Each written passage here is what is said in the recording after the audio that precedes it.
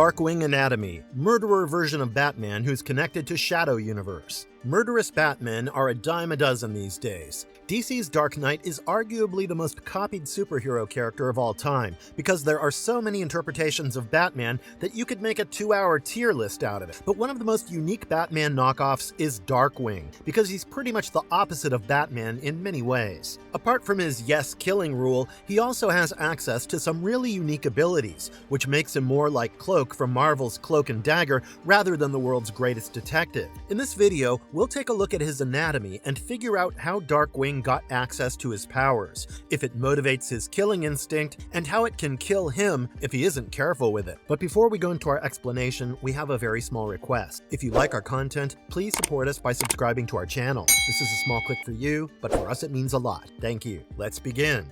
He's got everything Batman does, except probably the money, Darkwing and Batman similarities. Invincible tries avoiding parodies wherever it can because it's a pastiche about superheroes, and it's very easy to venture into parody territory. But the one place where Kirkman had fun with his series is when he introduced the original Guardians of the Globe. They're the Justice League of his universe, and we say that because they're literally the same characters, just with different stories. We have War Woman, a displaced goddess from another dimension who is a business magnate in this one. We have Aquarius, who looks like what many people think Aquaman should look like. We've got Martian Man, whose name Kirkman didn't even bother changing that much. And the fact that the Green Ghost needs to swallow and puke out an amulet to activate his powers has become some kind of sick joke. But Darkwing is different, because he's a lot like Batman in his disposition. He hails from Midnight City, which parodies the fact that Gotham is always dark when Batman is active. Midnight City was attacked by a guy called Midnight Magician in 2002,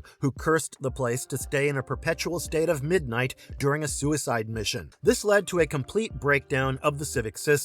The local government started paying people to leave the place, and only criminals and those who were loyal to Midnight City were left behind. Crime skyrocketed, and the only response to that was a voluntary force of cops who weren't even cops. But then, one man emerged to defend the bones of that red-skied wasteland. Darkwing was a Midnight City native, and though he knew the city was going to crap, he was going to stop it from rotting away at a rapid pace. So he dedicated himself to becoming as good of a fighter and investigator as he could, and he spent decades defending Midnight City. Darkwing had access to all kinds of cool technology, like an ultralight exosuit that was able to withstand blows from someone as powerful as Invincible, and a wingjet that picks him up from wherever he is with a voice command. But his own strength was also formidable. In his debut appearance, you can tell that he's an old guy with age lines peeking out of his face mask for days. But he wraps up a crime scene in about 2 seconds by throwing restraining ropes at one person and breaking the other's nose with a punch. He dies soon after that, of course, but then again, he's killed by Omni-Man, so we suppose that's more of a compliment. Nolan killed Darkwing right before he killed Immortal, which to us is a sign of respect. In war, it's customary to take out the weaker ones first, reduce the enemy's numbers, and then fight them on equal footing. Omni-Man grew up in a culture that perfected war, so it's not surprising he left Darkwing for the end. Following his death, things remained quiet in Midnight City for a while until reports of a new Darkwing started emerging. However, this guy was nothing like his predecessor. That's because he was basically killing people on sight, and after a point in time, he stopped distinguishing between good folks and criminals. He developed a bloodlust that he needed to satisfy at all costs, so if he didn't find a target, he'd make one. Darkwing 2 was the original Darkwing's apprentice Nightboy, and he surpassed him in every metric, including distrust and deviance. Darkwing 2 is in peak physical condition, which allows him to leap off his jet and land on rooftops without breaking his damn knee. He's also strength conditioned to the point that when he punches Mark, he actually feels something, and this guy tanks bullets like they're flies. We don't see him run around that much, but we do see his martial arts prowess and evident skill at handling supernatural and alien threats. When Invincible arrives in Midnight City to team up with Darkwing against the local threat, he's shocked to discover that he himself is the threat and prepares to bring him in. Darkwing's punches aren't nearly strong enough to affect him physically, but he doesn't need physical strength to fight a Viltrumite. Darkwing knows he'll lose that fight 10 times out of 10, so he uses what is basically magic to get get around that. When Mark grabs him, he opens a portal and pulls them into it, bringing them to a dimension that is nothing but darkness. This is where things get interesting when it comes to his anatomy.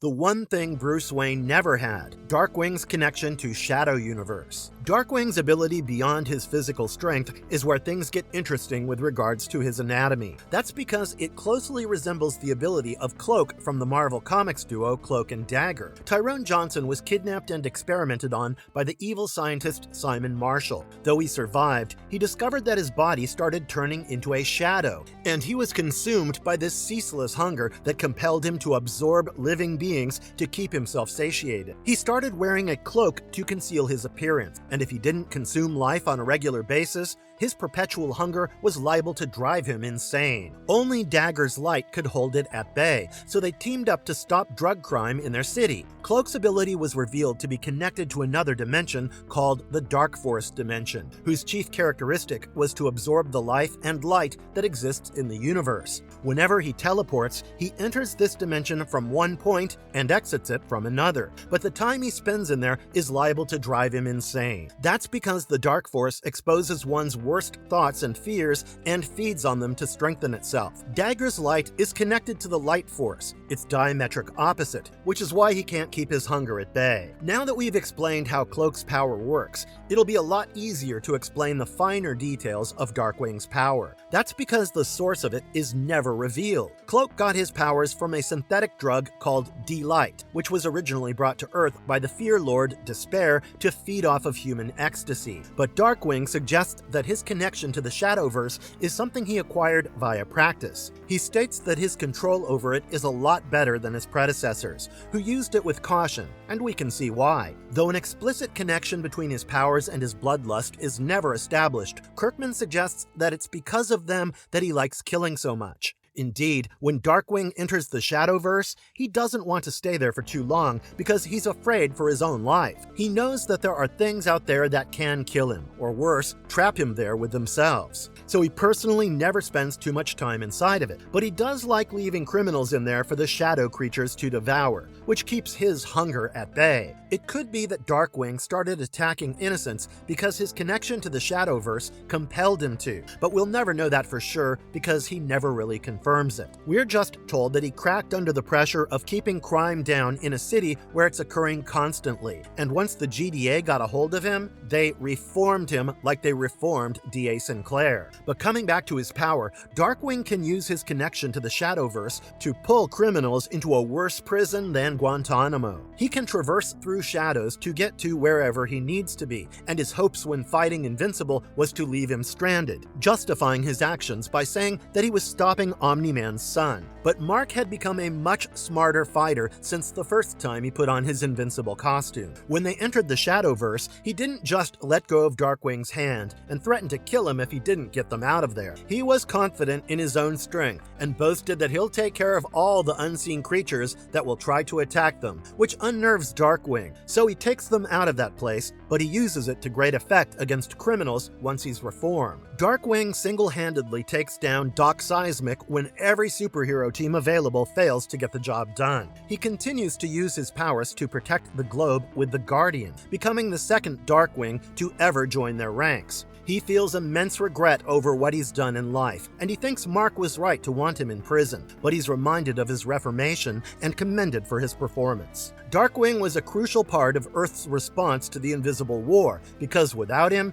Mark's evil twins would have wiped out the Guardians once again. When the Invincible War broke out, one of the Marks took down the adult Guardians in the blink of an eye. He killed all of Kate's duplicates, taking out the last one by chucking Immortal's head through her body. He dismembered Shapeshift and Black Samson, and he was gloating about himself when Darkwing pulled him into the Shadowverse with himself. His team members were shocked by his gallant sacrifice, because everyone knows that he stood no chance at surviving. Darkwing couldn't kill Prime Mark Grayson, and the version he took with himself was arguably stronger, so the world just assumed he was dead and honored him as a hero this time around. Their assumption was proven wrong over a decade later, when he unexpectedly returned from the Shadowverse, which sparked a whole bunch of other questions about his anatomy. Can Darkwing control the creatures of the Shadow Dimension? How does time work in it? Darkwing is nowhere near the level of a Viltrumite. We know this, he knows this, And Mark knows this as well. But the way the Shadowverse works is if you're touching anything within it, it will be visible to you. If you let go,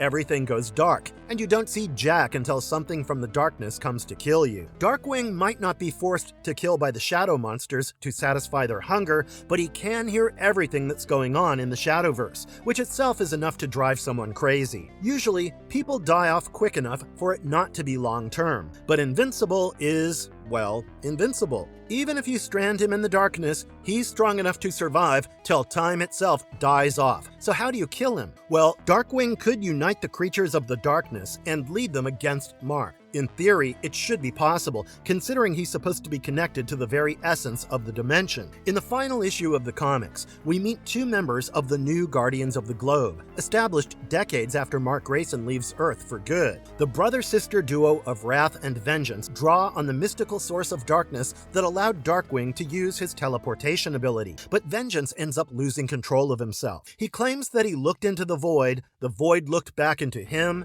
and now all he wants is power.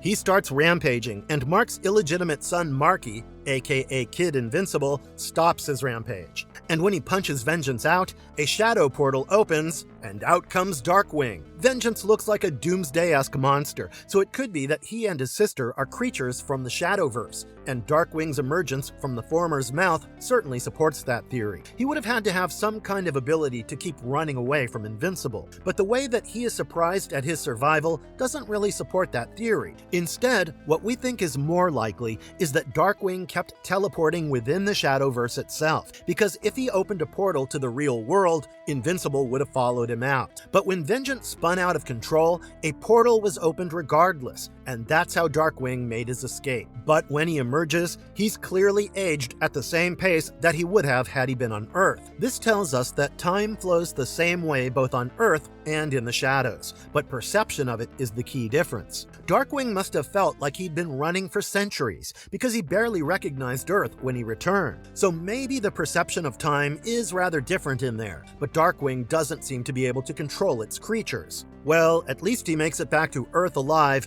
and we're glad he gets to redeem himself, because marvelous verdict. And that's all we've got for this one. Let us know what you think about Darkwing's anatomy in the comments below. Don't forget to like, share, and subscribe for more Invincible content. And we'll see you guys in the next one. Till then, stay safe and stay out of the dark if you don't want to get pulled into a portal by a madman. And if you liked our content, don't forget to leave a like and subscribe to us if you haven't already. Have a good one and be safe. Thanks, everyone.